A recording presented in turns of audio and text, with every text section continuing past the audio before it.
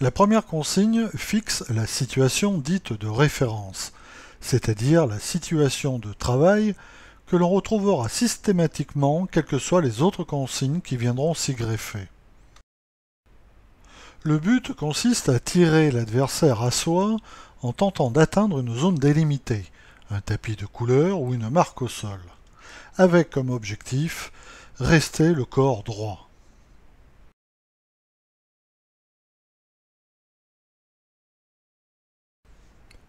La situation en soi est très simple et fait appel dans un premier temps à un travail de stabilité. Si les élèves écartent naturellement les appuis au sol afin d'améliorer cette stabilité, certains montrent des faiblesses en termes de gainage de la ceinture abdominale. Au-delà de ce travail de gainage, nécessaire à une meilleure stabilité, et vis-à-vis de laquelle l'enseignant peut apporter des solutions de type ne pas tirer sur le bras, mais avec tout le corps, ce jeu n'a pas d'autre intention que de confronter les élèves dans un schéma tactique que l'on appelle rapport de force pure. Si d'amener les élèves à changer régulièrement de partenaire est plus que nécessaire,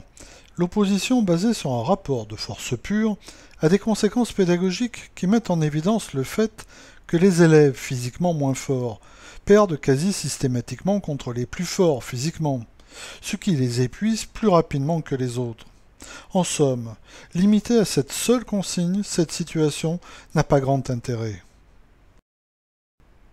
Par contre, si l'on aborde la situation d'un point de vue tactique, alors celle-ci prend tout son sens, et la notion de rapport d'opposition de force pure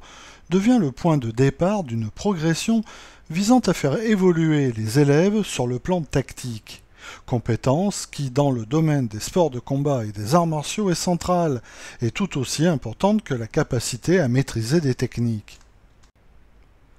Pour débuter, nous allons injecter dans la consigne de base, qui pour sa part reste active, de